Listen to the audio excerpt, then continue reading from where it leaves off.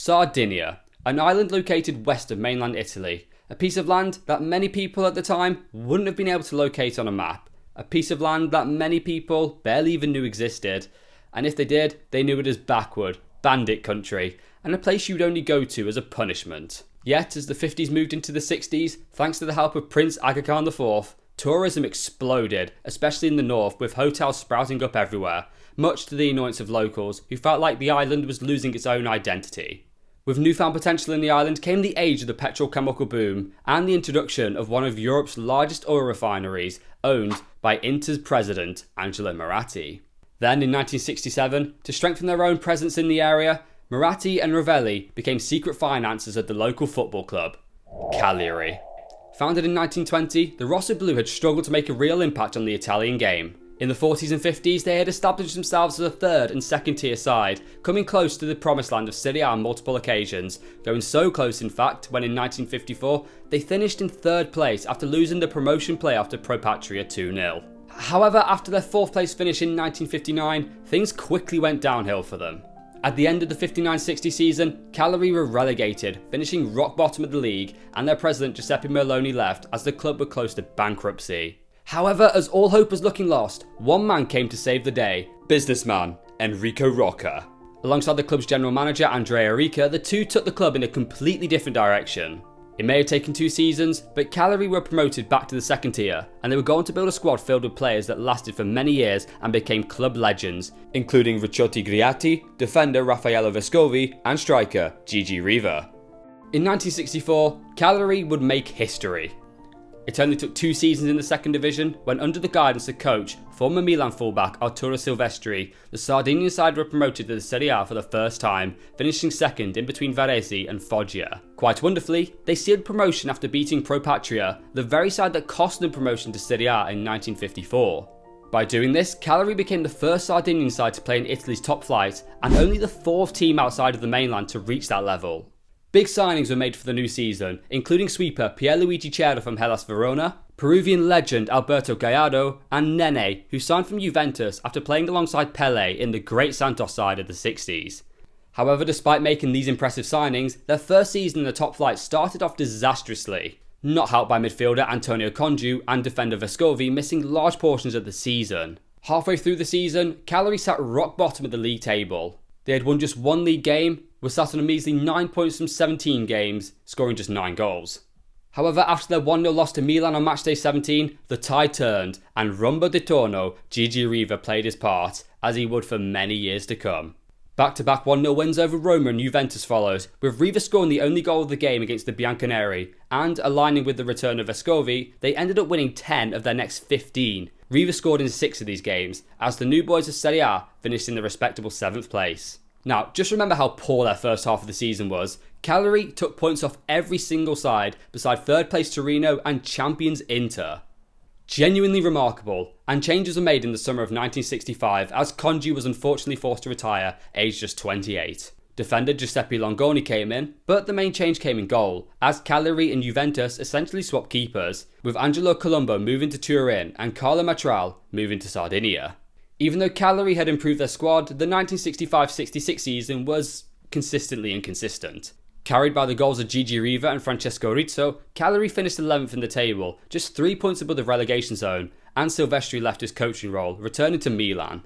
The summer of 1966 saw huge changes, but not only for Cagliari, for Italian football as a whole, and it all happened because of a game that took place in Middlesbrough, of all places. At the 1966 World Cup, Italy faced what was perceived to be the whipping boys of the competition in the final group stage game, North Korea. Sat in second place, a draw would have sufficed to see them reach the knockout stages, but this just didn't happen.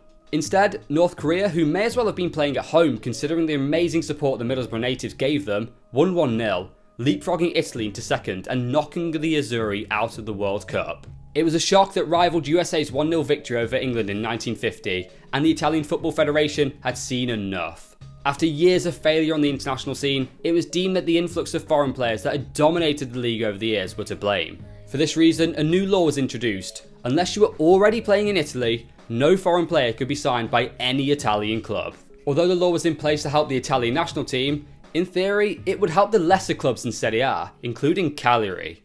With Silvestri gone, Cagliari arguably upgraded their manager, bringing in the philosopher Manlio Scopino, who had taken Bologna to a second place finish the season before. Once again, there was the change in goalkeeper, as Adriano Reginato signed from Venezia. However, the big transfer came in the front line, as joining him would be 23-year-old forward Roberto Boninsegna. A strong and athletic player, despite his young age, Boninsegna was struggling to find a club, with Cagliari being his fourth side since leaving Inter when he was 19. Boninsegna partnered Riva up top, and the duo of Bonimba and Rumba di Torno was born. Despite Boninsegna's obvious talents, Scopino wanted to build a squad around Riva, and it was working wonders. Cagliari and Riva were flying. The Rossoblu conceded a ridiculous 1 goal in their first 11 games, conceding that 1 goal against Juventus in the 8th game of the season. Reginato's 712 minutes without conceding from the first game of the season, 58 years on, is still a Serie A record. By the start of April, Cagliari was sat 4th in the table, joint on points with Bologna. Meanwhile, Riva was on 18 goals in just 23 games, scoring against Milan, Inter, and a hat-trick against Bologna. However, Cagliari's form had been dropping off, even if Riva's hadn't, and by April, the season was essentially over, as Riva broke his leg whilst with the national team in Portugal, ending his and Cagliari's season, finishing 6th in the league. Incredibly, Riva still won the Capocannoniere, such was his ridiculous scoring form pre-injury. Now, you wouldn't think it considering how well the season went, but the last game of the season was Scopino's last in charge for Cagliari. For now. On an end-of-season tour in America alongside Wolves, Bangor, Ado Den Haag and Aberdeen, Cagliari represented the Chicago Mustangs in the United Soccer Association, or USA.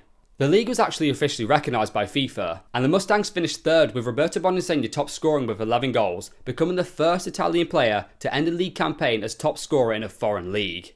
Anyway, at the end of the tour, Cagliari visited the Italian embassy in Chicago, where Scopino was caught urinating in a bush. Scopino and Rocca already didn't get on, and with Scopino defending the players in their dispute over greater match bonuses, meant that Rocca gave Scopino his marching orders. But this potentially wasn't the only reason, as Moratti, who remember was Inter president and secret financer of Cagliari, might have had something to do with it. Long story short, he wanted Scopino at the San Siro to replace Helenio Herrera, something that ultimately never happened. Hector Puricelli was chosen to take over from Scopino. He was a coach who took Milan to a league title in 1955. However, in Sardinia, he couldn't repeat his magic, even with Riva in the side, who had just rejected Juventus, something he'd do for another 5 seasons. Even after signing former England international Joe Hitchens from Atalanta, Cagliari struggled to get away from mid-table, and despite being the league's 3rd highest scorers, Riva and Boninsegna wouldn't find their form from the previous campaign, and Cagliari finished 9th.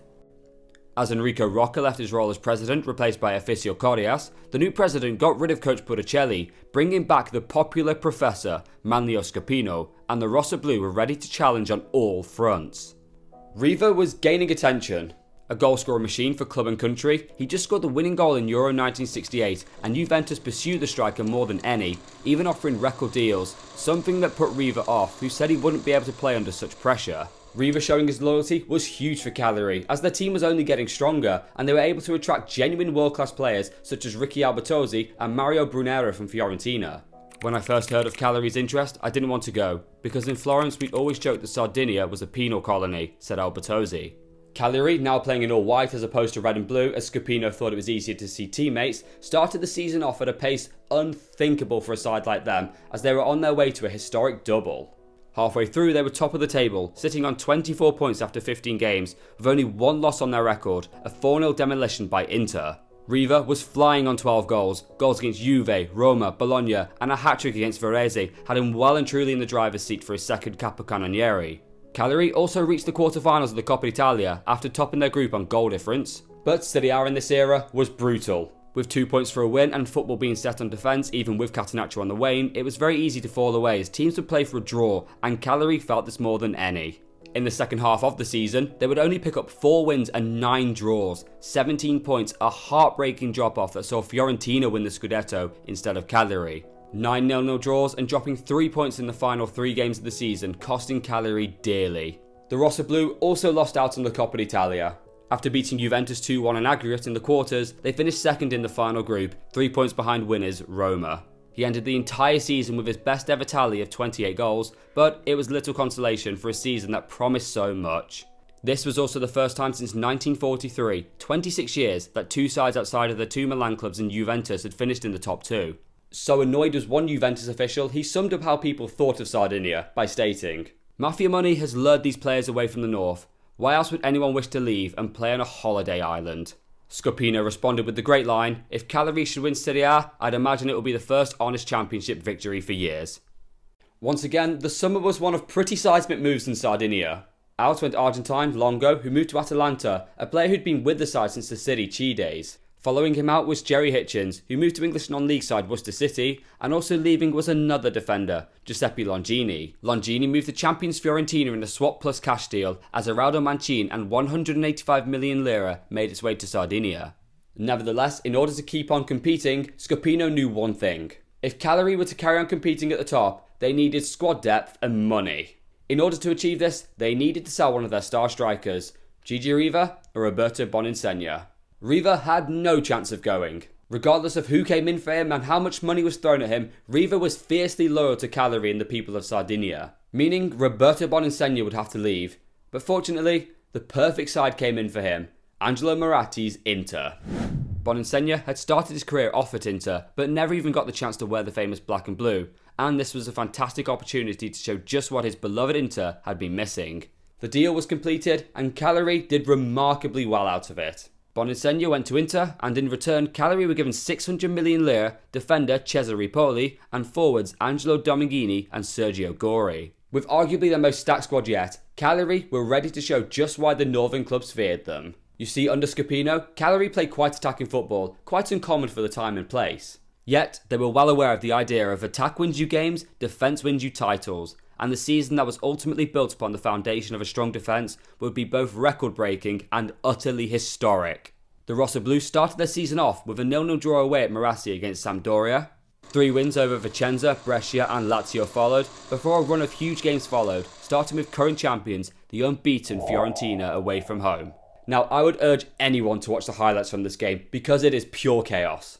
The experienced Concetto Labella was appointed as referee, and it didn't take him long to make a controversial call. Just past the 20-minute mark, he gave Cagliari a penalty for what looked like a soft push on Sergio Gori. Riva obviously dispatched a spot kick, but after this, every decision Labella made seemed to be very poor. Fiorentina were denied what looked like 2 clear penalties, and then had a goal disallowed. The game was complete chaos as Labella had lost control of the game. This eventually resulted in 2 red cards when Amarildo and Matteo Donna were both sent off for starting a brawl. Cagliari won 1-0, moving to the top of the table. The Rossoblu then welcomed Inter to Amsicora. A side that hadn't won the Scudetto since 1966, Inter still consisted of an incredible amount of star players for that era, including Mazzola, Facchetti, Suarez and the returning Boninsegna. A close game, Inter actually took the lead after a fantastic 1-2 between Boninsegna and Suarez set the Spaniard in on goal as he slotted past Albertozzi. Nene equalised from a header and 1-1 was how it finished. Victories over Napoli and Roma followed, and on the 16th of November, with Cagliari still on top, Juventus came to town. The Bianconeri were on a measly 6 points compared to Cagliari's 14, and the Sardinian faithful were more than up for it, as a record crowd of 29,839 people were present. A lot of people might have been expecting a comfortable win for Cagliari, but it was anything but. Yet, they would take the lead just after half-time through Dominguini. The floodgates, however, did not open, and if anything, it was Cagliari who were under pressure. Eventually, they buckled, as in the 89th minute, Antonello Cucurella equalised for the Bianconeri. 1-1 was how it finished, but this started off a pretty poor run of form for Cagliari. They would win just one of their next 5 games, allowing Fiorentina, Inter and Juventus to catch up. But one game in that run of fixtures caused controversy. It was the 14th of December, match day 12, and Palermo, who was sat rock bottom of the table, welcomed the unbeaten tabletoppers Cagliari to Sicily. Palermo incredibly won 1-0, handing Cagliari their first loss. However, the big moment in the game happened in the second half. Riva had actually equalised, but the goal didn't stand. After what Scopino viewed as a foul, Matteo was down on the ground and according to the linesman was in an offside position. Scopino, absolutely fuming, was sent off, and after the game went on a huge expletive rant insulting the linesman. 9 days later, Scopino was banned for 5 months, which was the remainder of the season. However, this was downgraded to 4. Scopino actually downplayed the ban, saying, "A coach on the bench is of little use. From the stands, you can see better." However, their poor run of form in November and December meant that they were only 3 points ahead of the chasing pack.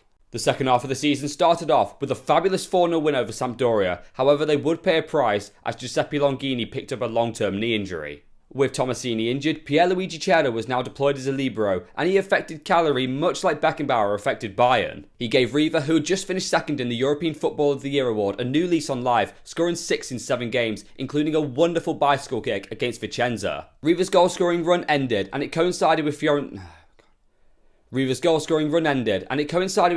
5-game winning run ending after a 0-0 draw against Fiorentina. Cagliari's next opponents were Inter inside the San Siro on matchday 21, and with Inter 6 points adrift, anything but a win for the Nerazzurri would end any title hopes. The game looked to be heading to a 0-0 draw, but that was until the 84th minute when the ball fell to Bonensegna, formerly of Cagliari, who smashed the ball into the back of the net past Albertozzi, and Inter won the game 1-0. This was Cagliari's second, but most importantly final defeat of the season, and with them still top of the league, only 4 points separated the top 5. Cagliari gained 3 points from their next 2 games, which led to the biggest game of the season, an away tie to Juventus, where just 2 points separated the top 2 sides, and somewhat unsurprisingly, chaos and controversy ensued.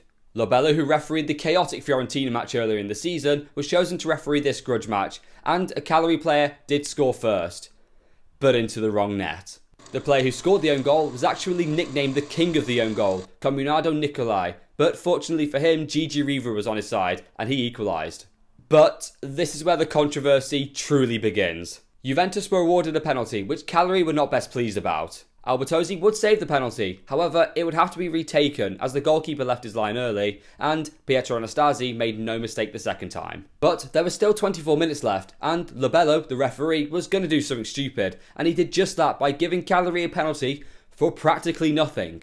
Legend has it, Lobello said to the Cagliari players, "You enter the area, I will take care of it." Perhaps looking to make amends for his penalty decision earlier in the game. Riva scored the spot kick, and 2-2 was how it finished.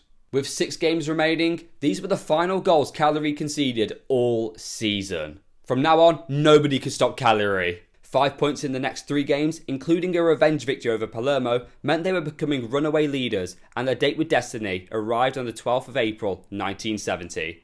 If Cagliari could beat Bari at home with Juventus losing to Lazio inside the Olimpico, Cagliari would be crowned Campione d'Italia. Everyone had to be inside the Stadio Amsicora, not only because Cagliari could win the title, but it was also the stadium's final game hosting the side, being replaced by the Stadio Sant'Ella for the 70-71 season. In an attempt to witness history, fans arrived 4 hours before kick-off, and according to rumour, 2 escaped convicts made their way to the game, and although they were caught, the police let them watch the game handcuffed before taking them away. Realistically, Lazio should have posed no threat to Juventus as they had nothing to play for. However, the light was shining on Cagliari that day. With the game heading into half-time at 0-0, who else but Gigi Riva gave his beloved side the lead. However, it was still 0-0 in Rome, so there was no title yet. Well, that wasn't the case for very long, as Lazio did take the lead through Gianpiero Gio and doubled it through the brilliant yet controversial Chinaglia from the spot. With Amsicora bouncing after learning of the news, Sergio Gori blasted the ball into the back of the net with 2 minutes remaining, confirming Cagliari as champions. The scenes were incredible, the story even better. In 1960, Cagliari were in Serie C on the verge of bankruptcy, yet a decade later they were champions of Italy and going on to represent their country in the European Cup, something completely unthinkable a few years prior. Cagliari picked up 3 points in their final 2 games, and they ended the season on 45 points in 30 games, recording 17 wins, 11 draws, 3 losses, 42 goals scored, and an outrageous 11 conceded, a record that still holds in any of the top 5 leagues. Riva ended the season with his 3rd and final Capocannoniere, scoring 21 goals. Riva, Griatti and Matteo Donna were the only players who would come from the 2nd division to win the Scudetto 6 years later. Eraldo Mancin became only the 3rd player to win back-to-back Scudetto with 2 different clubs, and he is the only player in Serie A history to do it with 2 clubs outside of Milan, Inter and Juventus. The title win also secured Riva for the rest of his career, who, despite constant offers from Juventus, would never leave Sardinia. The Scudetto triumph had secured my decision to stay at Cagliari, even though Sardinia had already won me over. I saw people leaving Sassari at 8 AM and they were at the ground by 11. I understood that football was everything to Sardinians. Cagliari was everything for every single one of those supporters, and I could not possibly have left them. Leaving for Juventus would have been cowardly. I would have earned triple, but Sardinia made me a man. It was my land. They called us the shepherds and bandits around Italy. We did it, the bandits and the shepherds, Riva said to Gazzetta dello Sport. Yet for me, most impressive of all, Cagliari became the first side south of Rome to win the Scudetto, and they became the only side in Italy to win the league title outside of the mainland. Not only did the victory unite Sardinians, it put a hell of a lot of respect on the island's name. Legendary journalist Gianni Brera from Gazzetta dello Sport said it best. The Cagliari Scudetto represented the true entry of Sardinia into Italy. Sardinia needed a great affirmation and had it with football, beating the squadrons of Milan and Turin, traditionally the capitals of Italian football. The Scudetto allowed her to free herself from ancient inferiority complexes and was a positive undertaking, a joyful event.